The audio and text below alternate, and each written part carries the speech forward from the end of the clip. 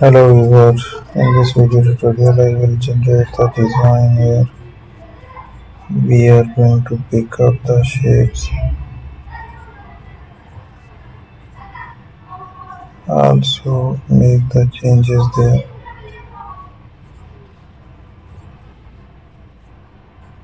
We are finding it,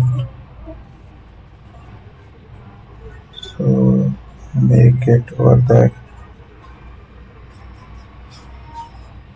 using the structure there.